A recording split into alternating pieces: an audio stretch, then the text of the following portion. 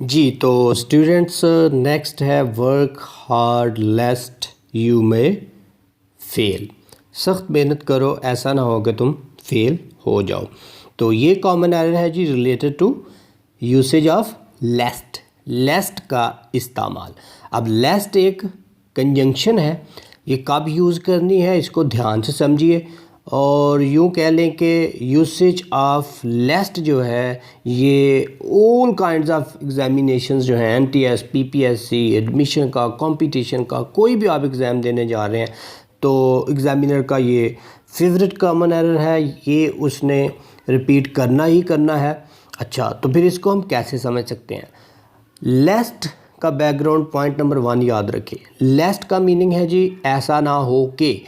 तो इसका मतलब कि इंग्लिश में कुछ कॉमन एरर्स जो हैं वो डिटरमिन फिक्स कर दिए गए हैं लैंग्वेज के एक ख़ास पैटर्न के लिए। अब ख़ास पैटर्न क्या होता है जी?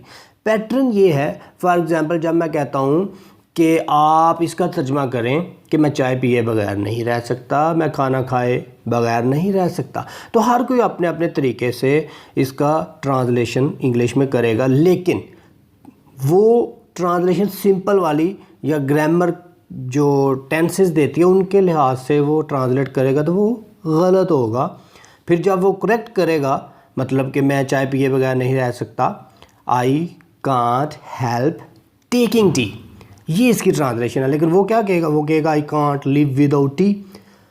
अब ग्रामर का स्ट्रक्चर ठीक, I can't live without T, लेकिन पैटर्न नहीं वो वाला वाज़े हो रहा। कौन से वाला? के बगैर ना रह सकना। तो फिर के बगैर का पैटर्न कौन बताता है?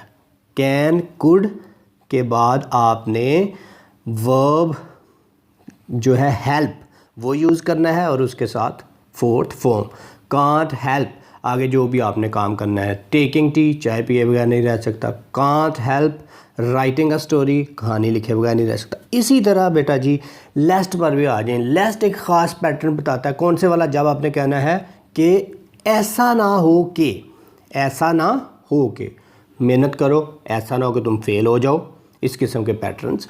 तेज़ दौड़ो, ऐसा ना हो कि तुम पीछे रह जाओ। जल्दी से काम निपटा लो, ऐसा ना हो कि तुम लेट हो जाओ। तो फिर ग्रामर क्या कहती है? ग्रामर कहती है ऐसा ना हो के लिए आपने ये लेस्ट मैंने हाईलाइट की है, ठीक है। लेस्ट का यूसेज करना है। अब सिर्फ लेस्ट नहीं बल्कि ग्रामर कहती है कि ऐसे सेंटेंसेस में लेस्ट प्लस शुड लाजमन 2 वर्ड उस सेंटेंस में मौजूद होने चाहिए। अब यहाँ आपको इस सेंटेंस में ये जो मैंने हाईलाइट किया वर्क हार्ड लेस्ट यू में फेल, इसमें आपको शुड नज़र नहीं आ रहा। लेस्ट तो इसमें मौजूद है लेकिन शुड नहीं है। और अगर शुड हमने यूज़ करना है तो किस तरह से हम उसका इस्तेमाल करने जा रहे हैं। चलें यहाँ पर मैं सेंटेंस जो है इसको लिखता हूँ, इसकी करेक्शन करते हैं। ग्रामर कहती है कि जब आपने लिखा वर्क हार्ड लेस्ट यू में फेल, तो फिर लेस्ट के बाद में नहीं आता, सेंटेंस में शुड आता है। ठीक है जी। अब ये यू जो है ये तो है ना सब्जेक्ट, जिसने काम करना है, जिसकी भी बात हो रही है। मैं भी हो सकता हूँ, आप हैं, या फिर कोई और प्रोनाउन आप यूज़ कर सकते हैं, किसी का नाम यूज़ कर सकते हैं। Work hard लेस्ट I should fail, मेहनत करो ऐसा ना हो कि मैं फेल हो जाऊँ। या work hard लेस्ट you should fail, मेहनत करो ऐसा ना हो कि तुम फेल हो जाओ। तो हमने ऐसा स्ट्रक्चर देने के लिए क्या किया? मे को ख़त्म करके उसकी जगह पर शुड का यूसेज किया।